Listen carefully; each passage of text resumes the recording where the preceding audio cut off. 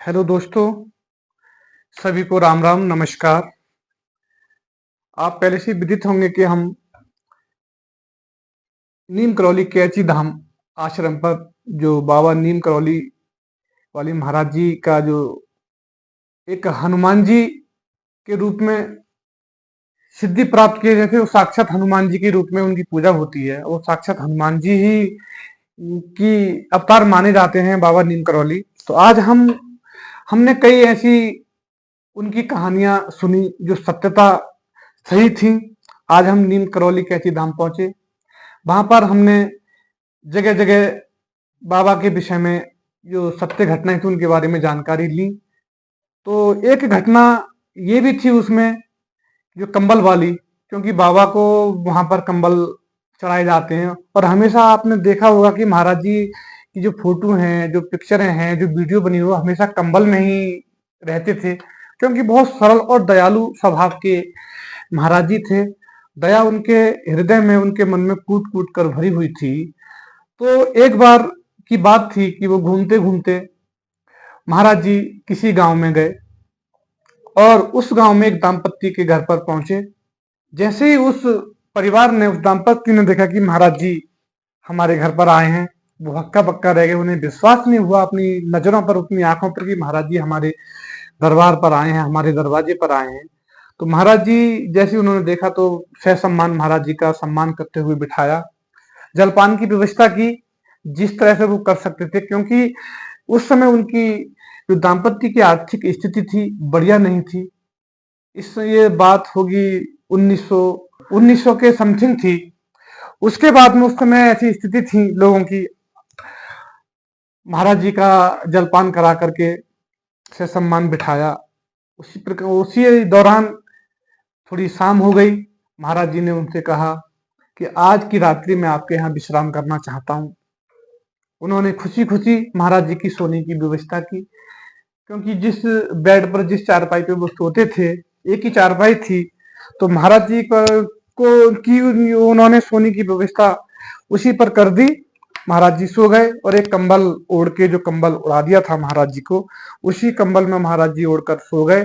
और बराबर में उन्होंने अपनी सोने की व्यवस्था, जो चटाई या वो कंबल बिछा करके, वो भी दोनों दाम्पत्य सो गए। जब रात्रि का समय ज्यादा हुआ तो उस जिस कंबल में महाराज जी सो रहे थे, उस कंबल से कुछ कराहने की आवाज आई। कराहने की आवाज जैसी अधिक हुई, बड़ी, तो दोनों जो दाम्पत्य थे वो उठकर बैठ गए और देखने लगे कि ये कराहने की आवाज कहां से आ रही है। कराहने की आवाज थोड़ी देर बाद अधिक हो गई, बढ़ने लगी। उन्होंने महाराज जी को जगाना चाहा, लेकिन कहीं महाराज जी की नींद खराब ना हो जाए, इस वजह से वो जगा नहीं पाए। और महाराज जी की कराहने की आवाज को सुनते रहे, सुनते रहे। फिर सुबह हुआ, महाराज जी उठे, दोनों दाम्पत्य उठे। महाराज जी ने अपना जो है जलपान करने के बाद में महाराज जी चले। तो महाराज जी ने उन्हें बताया कि भाई ये कंबल जो है, जो मैंने ओढ़ा है, ये आप इसकी तय बना करके इस प्रकार से और गंगा जी में सिराए आना।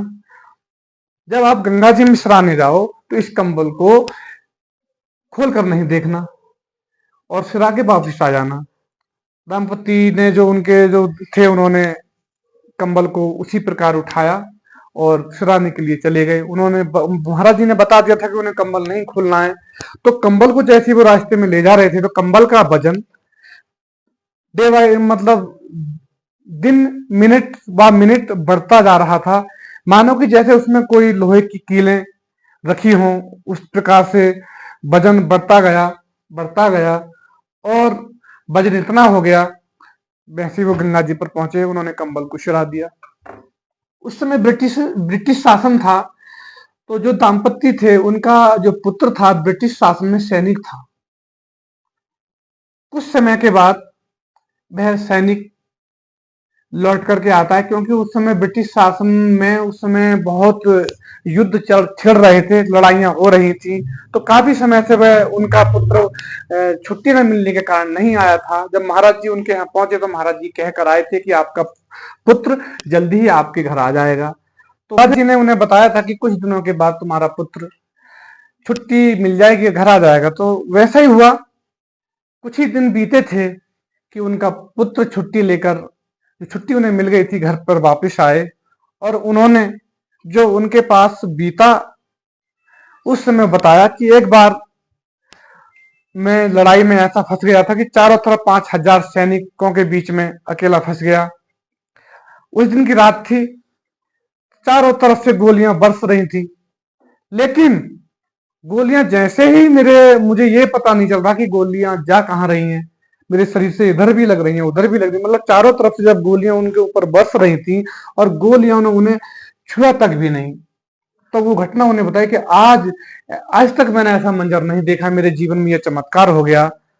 तो वो घटना जो थी वो उसी रात की थी जिस रात महाराज जी उस कंबल में उनके घर पर जो विश्राम कर रहे थे तो करा रहे थे, क्योंकि वह गोलियों का जो भार था, गोलियों की जो पीड़ा थी, महाराज जी स्वयं अपने ऊपर झेल रहे थे और उनके पुत्र की रक्षा कर रहे थे।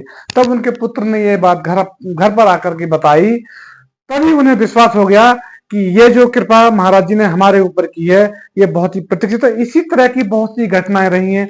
तो जभी से पता चली भक्तों को, तो उन्होंने कंबल वाले बाबा जी के नाम से भी प्रसिद्ध हो गए। उसी समय से इन्हें कंबल वाले महाराज जी भी कहा जाता है, क्योंकि कंबल की एक विशेषता जो थी वो यही थी कि उन्होंने सैकड़ों हजारों गोलियां घर बैठे उस दाम्पत्य के पुत्र को बचाने के लिए खाई थी। तो इसीलिए आज बाबा नीम करौली कैंची धाम पर कंबल चढ़ाए जाते हैं।